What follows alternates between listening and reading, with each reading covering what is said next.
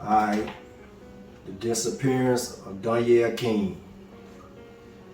Initially, the best word to describe me when it comes to the disappearance of Donielle King is disbelief. I just didn't want to believe it, man. And, at the same time, it took me back to when I was a little boy, around 8 years old, when our community dealt with a similar situation with the abduction of Tonetta Carlisle. She too was 15 years old. She attended City High School.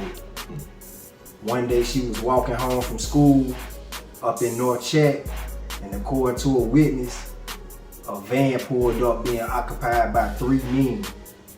And they pulled up on her and snatched her.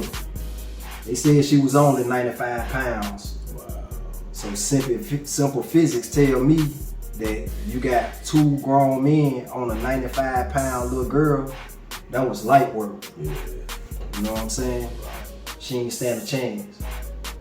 But they end up snatching them, and the witnesses, a woman and her husband, managed to get the license plate, and they allegedly gave chase, but they was unable to keep up with the van. You know what I'm saying? So the police ran the plates, and it came back to a mutt. You know what I'm saying? Now this mutt was just released from prison 3 months prior to that situation for rape. You know what I'm saying? Wow. So I guess his conscience from what it was killing him from what he did to Tonetta. Yeah. And 2 days later, after she was declared missing, he killed himself. You know what I'm saying? I didn't know that. Yeah. And Dang. and her body or remains has never been found, man. Wow. You know what I'm saying? And me personally, man, by me being so inexperienced, Yeah. I couldn't see how that situation showed just how cold this world was, you know what I'm saying, at the time. Right. I was being kept warm by my innocence, you know what I'm saying? And you know, my sister knew of Tonetta because they was around the same age, but I wasn't directly connected to that situation. Only thing, I would just hear like grown people talk about it here and there, you know what I'm saying? Right. So with that being said, man, moving forward, fast forward to the Donielle King, to the disappearance of Donielle King, although our community done dealt with something kind of similar to that, Yeah. I still was just in disbelief, man. I ain't want to believe it, man. Yeah. Yeah, for whatever reason, I just was thinking that she was just out, didn't want to go home for whatever the reason may be. Yeah. You know what I'm saying? Especially when you hearing the rumors, like one rumor in particular I heard was, yeah, man, I seen her out in Pa's home, man, she straight.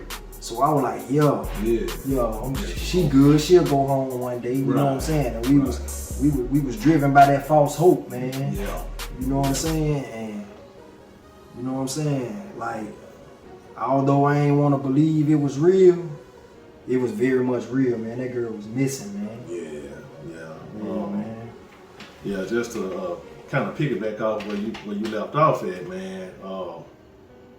It's sad that in the world, period, but it seems like especially in our community, and I guess it's easier for me to speak from our community because, you know, from our community, it's like a situation like that. It's not taken serious, or it's like it's taken lightly. You know what I'm saying? Now that as we're having the conversation, and I look back over it all the way up until now, you know what I mean? With this kind of stuff that happens to young women all the time, and young girls all the time, it seems like. You know, man, and they don't get the publicity that it's supposed to. It's like African American women or black women are highs when it comes to missing persons in the U.S. You know what I'm saying? Yeah. And just keeping it 100, man. When I ride up and down these streets, although you want to feel that your kid is safe in your community, right? But the fact of the matter is, man, it's a dirty world, man. And I be seeing a lot of little kids, man, walking up and down the street unsupervised. Yeah. I'm talking about little kids. Little man. kids. I know what you're saying, bro. You know what I'm saying? I know what you're saying, and like I said, we don't get that proper light. Never have, probably never will. And like you said, I see a lot of little children like that today, and I'm talking about to the point where you have to really slow down and stop and just let them figure out which way, how they gonna cross, because they don't even know how to cross the street. Bro. You know what I'm saying? A few of them, you know what I mean? They don't even know. They'll go out and come back, and you know what I mean? Like, they don't even know how to cross the street. If I go out there, last thing you want to do is hit somebody's child. Right. You know what I mean? Or have your child hit. But you know, back to the topic at hand, Donielle, right? So it's our senior year, 95, so I'm 17 years old. So I've been knowing of her since middle school into high school. She's 2 years behind me. Been on. Man, yeah, you walk the hallways with people, you know what I'm saying? Whether y'all sit down and eat lunch together with each other every day, you know what I mean? You crossing each other's paths so much, you know what I mean? And she was athletic, man. I want to say she ran track and was, you know what I'm saying? I was on the softball team too, you know what I mean? But she was just a vibrant, joyful spirit, man. You know what I mean? If I could just try to sum it up, you know what I mean? A type of person that brought the light to the room, lit the room. Right, most definitely. You know what I'm saying? One thing I just remember is that smile. That's what I'm talking about, man. You know, without having to say anything, she smile, make you smile. You don't even know what you're smiling for. Right, you know what I mean? And she did have that type of quality about Yeah, herself, man. yeah. So like I said, she wonderful 15 years old when she went missing. So if I recollect correctly, when the news came out that she was missing, like you said, it was shock and disbelief with the hope that she was gonna show back up. Right. You know what I mean? Right. Because unfortunately too, you know what I'm saying, you did have, and you probably still do to this day, you know, young people who fall out or whatever at home with their parents or whatever, and will take off. You know what I mean? Right. So that wasn't hearing those kind of stories wasn't uncommon. Right. You know what I mean? Right. Because you all, a lot of times them people end up coming back, showing back up. Right. They might have just been over another relative's house or something and just needed a couple of days away from the house because they was getting into it with mama or daddy about something. Right. You know what I'm saying? You never know, and as a kid you didn't look that deep into it either. Mm-hmm. You know what I mean? Right. Usually because the last thing you are you thinking about is the worst. Mm-hmm. You know what I'm saying? You like, nah, man. She'll, like you said, she'll be back home. Yeah. You know what I mean? So I remember it hitting like that at first. You know what I'm saying? I remember it hitting like that at first, and then with just the hope of, all right, she'll show back up, man. Yeah. Lord, please let her show back up. You know what I mean? Then a few days go by, man, more and more details start coming out.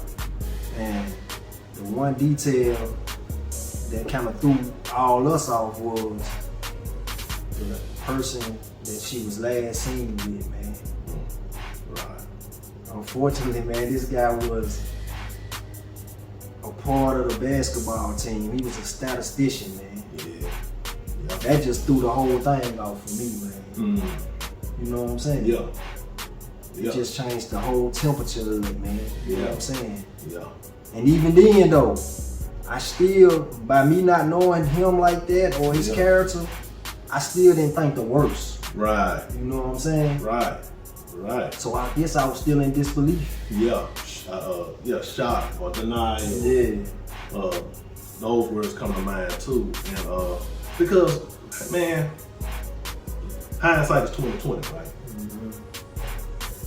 Mm-hmm. We are who we are now, and we can look back. Man, we don't walk the hallways with some stone cold killers. Mm-hmm. We didn't know it then. Right. You know what I'm saying? Right, for sure. We didn't know. I mean, we sit down having a good old time with a lot of these same people. Exactly. You know what I mean? So, as for him, you know what I mean? It was the same thing. You know, he had the benefit of the doubt in people's mind because, hey man, he ain't gonna do do that.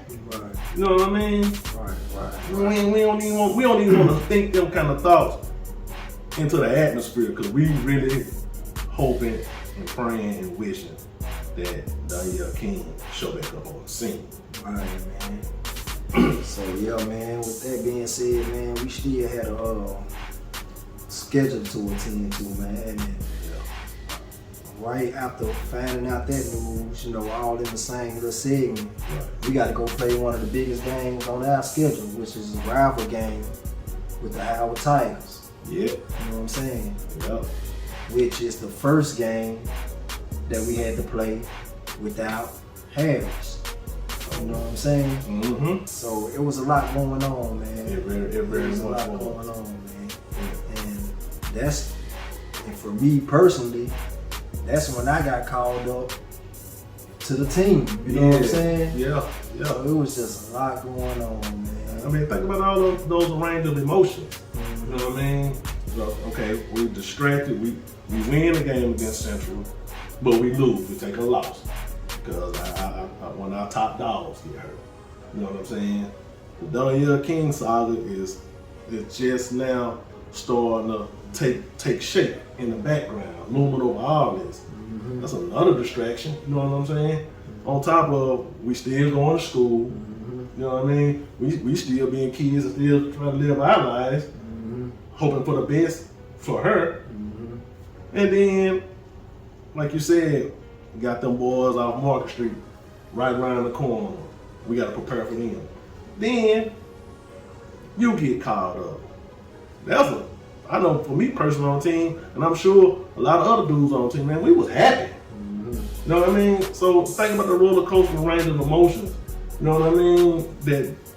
That we embodied at that time. You know what I mean? We happy you done got called up. Yeah. You know what I mean? Because you was in the trenches with us. Dudes that were trying to make it, coming up off the B team and everything. Yeah. You know what I mean? So it was a lot going on in a short amount of time. Yeah, it was, man.